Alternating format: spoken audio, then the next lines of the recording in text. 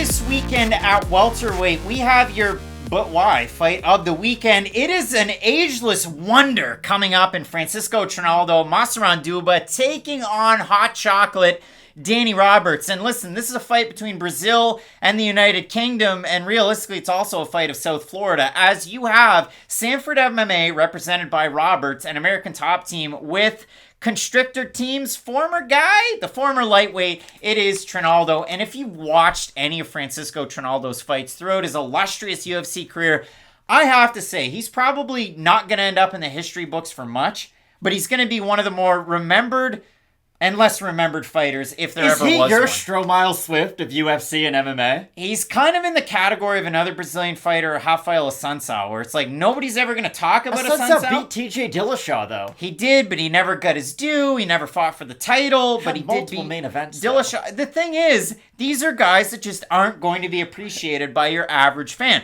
Nobody's going to be talking about Trinaldo at the end of the day, but gosh darn it, I will. I will. Massaranduba. But a weird fight nonetheless, because if you look at it, Francisco Trinaldo has something in his back pocket that Danny Roberts does not, and it's his grappling and his wrestling. Danny Roberts, not a grappler, not a wrestler. When it comes to the striking, both guys over their long UFC careers have similar output, but they definitely do it in different ways. And for Trinaldo, again, we can split hairs. We can say, well, the Alexander Hernandez fight should have gone this way, so on and so forth. Well, the Bobby Green fight should have gone this way. You look at the 5-on-in for Francisco Trinaldo, win over Green, win over McDessie, knockout win over Mr. Jai Herbert, a boring fight against Muslim Salikov, moving up to 170, and then a win by split decision over Dwight Grant where there was an eye poke, and realistically, Massaranduba probably should have won that fight if the eye poke wasn't a thing. For Danny Roberts, 3-2 in the 5-on-in, win over David Zavada by split. That was a fight of the night way back when Fight Night Picks started. A loss to Claudio Silva by submission, another one of those guys that's going to fly under the radar, but has a win over Leon Edwards. Lost to Michel Pereira by knockout, a knockout win over Salim Imadaev, and then a split decision win over Ramzan Ameev his last time out. I wish we get to see Danny Roberts fight more often, because I love to watch him fight, but gosh darn it, this is an odd one, but a good one. Everyone, I want you to come in here for a second. I'm going to teach everyone about trees for a second, okay? So the thing about trees is, when you try to figure out how old they are, you got to cut it down, you got to count the rings, and then you figure out how old that tree is.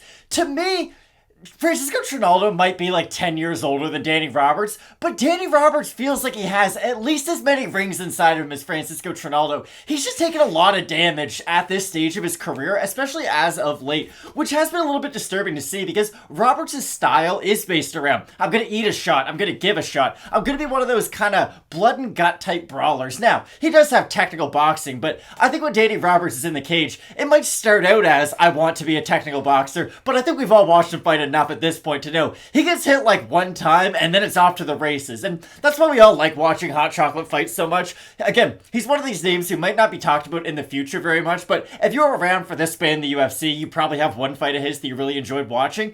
It's just been really strange because for Massaranduba, as his career's progressed, I thought his footwork has got a little bit better. He's not as available to hit, but there's a flip side to that. He's garbage at cutting off the cage. It's something he's never really got better at, and it was something that was very apparent in that James Vick fight. I know Vick was surging at the time, but Massaranduba fought a very good fight, and in the third round, he really needed that round, and he definitely won it, but he found himself chasing James Vick a lot in that third round because he wasn't able to cut him off using the cage. He just sort of followed him around in circles over and over and over again. He's fixed a little bit of that as of late, but again, the saying you can't teach an old dog new tricks, it's around for a reason, and at 43, you kind of know what you're going to get out of Trinaldo. I do like what you mentioned though about his grappling. It's not really something we see as often as you might like, because he does have explosive takedowns, he does have a really nice grappling game, especially with his top position, but when he cocks an overhand left and unloads it, even at the age of 43, they say power goes last, and really Francisco Trinaldo is one of the best examples of this. Ask Jai Herbert how that felt. And I know Jai Herbert didn't have the best run in the UFC, but still, Trinaldo in his 40s completely knocked him out cold, and it extended his career to where not a lot of people thought he'd still be in the UFC, especially not fighting this weekend. So I think this is going to be a great fight, even though neither guy's probably going to get into the top 15 of this division. Probably not. You did say Michel Pereira was like a 10 to 15 guy earlier. He could be a 10 to 15 guy at some point. So Francisco Trinaldo, for those who don't know, if we haven't ingrained it in your mind enough, this is the B-dub-dubs fact of the week. He was born in 1978. He's been around the block. So I thought, what old records do I have from not before 1978, but after? And I went with, okay, well, I've got Can't Slow Down by Lionel Richie. Got that in the collection. And guess what? Francisco Trinaldo can't friggin' slow down.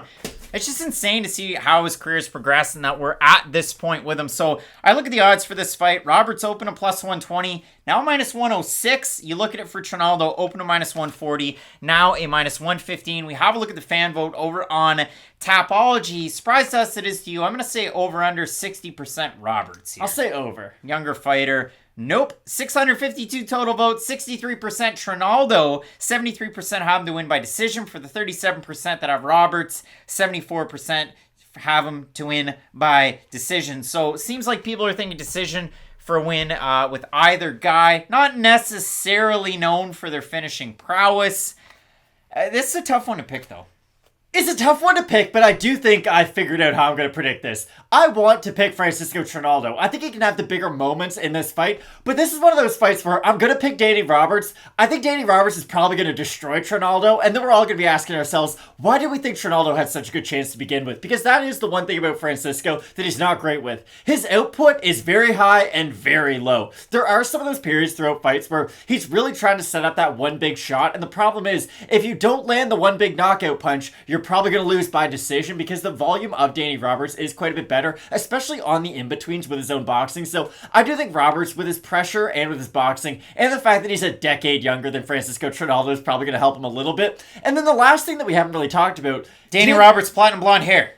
Because he has it now. Roberts would have to cut off a leg to make 155, and Francisco Trinaldo is a lifelong lightweight who has been forced to move up to welterweight, mainly because the weight cut has been really hard on him at this stage of his career, because he is in his 40s. So Roberts is going to be the bigger guy. I think he's going to have more power. He has the steadier output, and that's why I like Danny Roberts in this fight. Again, it did not work for Daniel Da Silva Lacerda last weekend, but he went bleach blonde, so he kind of cheaped out. He did the high school hockey hair type of thing. Danny Roberts invested in it, even though he had short hair. He's platinum blonde for this one, training out of Sanford MMA. I like the combination for Roberts. I didn't think that he beat Ramazan Emeev. I thought he lost the first 2 rounds, but coming into this one, Matt, it is an important fight for these guys moving forward in their respective UFC careers. And for Danny Roberts, again, output, it is tough because both guys have similar output career-wise in the UFC, but it is on the in-betweens where Trinaldo can take moments off, whereas I do like Roberts as the steadier guy to at least be doing something. So going with the much younger fighter here, representing England, both of us with Danny Roberts in this matchup. Do you have old man Massaranduba? Because guess what? He can't slow down. It's a great fight, and I almost said Leonardo, but Lionel Richie's eyes on the back of that one. Kind of scary. Piercing, some would say. Big time opportunity for both of these guys. And hello, was this a channel you were looking for? Don't forget to drop a like under this video and keep it locked in with Fight Night Picks. As we always say, let's get into it.